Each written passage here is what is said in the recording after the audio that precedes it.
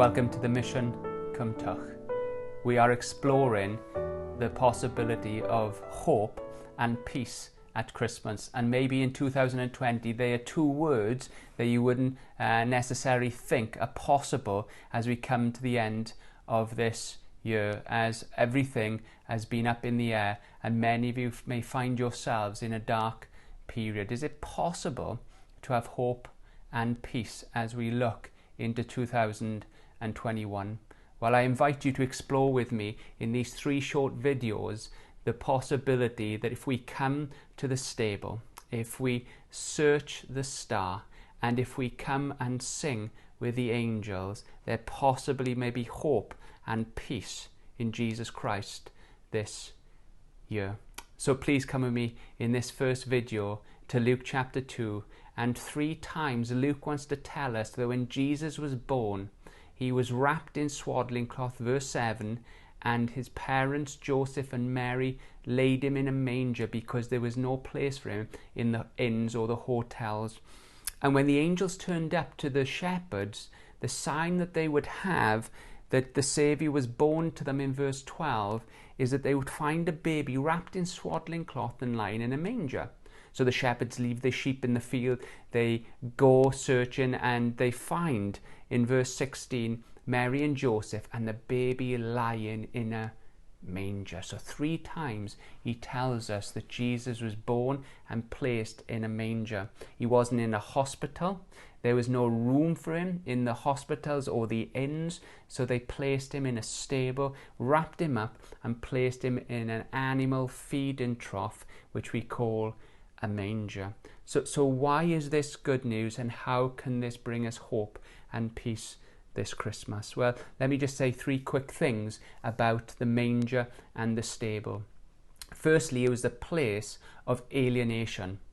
They didn't have room for Jesus Christ. The King of Kings was born, God's only Son was born, and there was no room for him. He was alienated right from the beginning. He came to his own people, and his own people didn't have room for him in the hotels, in their homes, and in their hearts.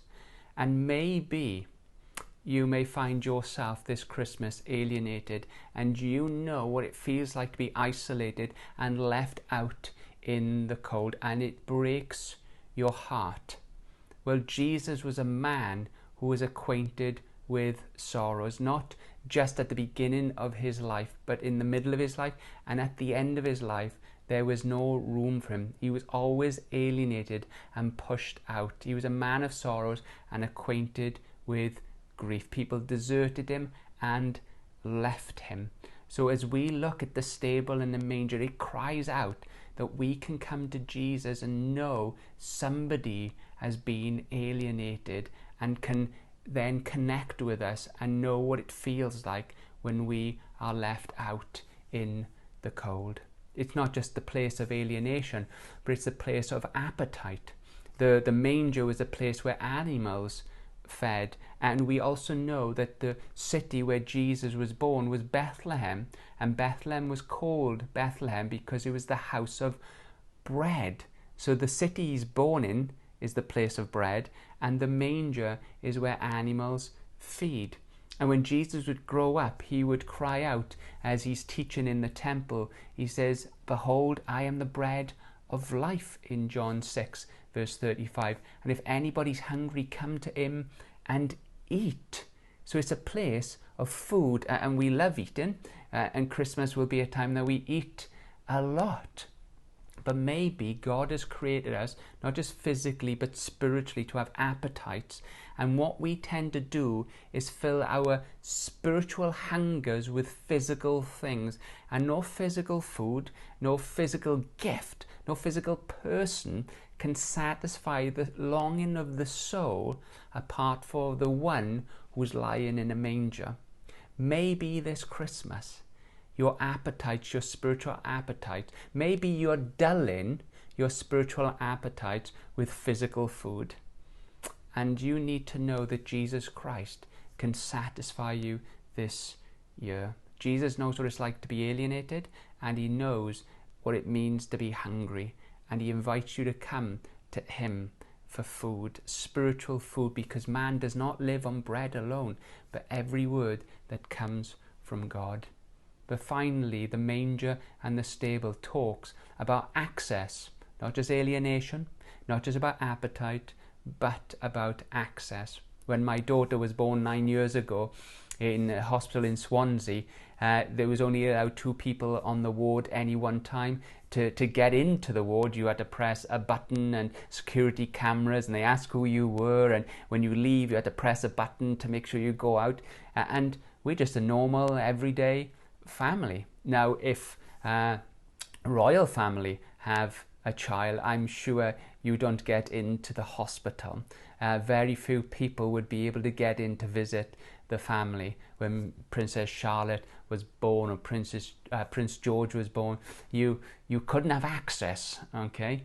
And yet the King of Kings, God's one and only Son, is born, and there's no security there, okay? All you've got is a manger and a stable. And we know the first people to come and visit Jesus are shepherds, just guys out in the field, come to the stable and worship. And depending on timeline, you may think that the wise men who were foreigners travelled to Jesus also. So no matter who you are, how bad you are, there is access to Jesus this Christmas. And you may say, Steve, but I'm such an awful person. I'm a beast. And I will say, isn't that interesting that Jesus was born in an animal feeding station? Because we're all beasts, and we've all treated the Lord badly. And yet, even though we are beasts and animals and we stink, Jesus leaves the door open for anybody that will come to him. So I invite you to come to the stable and to the manger this year. If you're alienated, come to Jesus. He will be your best friend. If you're hungry, come to the manger and to the stable this year, and he will feed you. And you can come no matter how bad you are. Just come and bow at the stable and manger this Christmas. God bless you.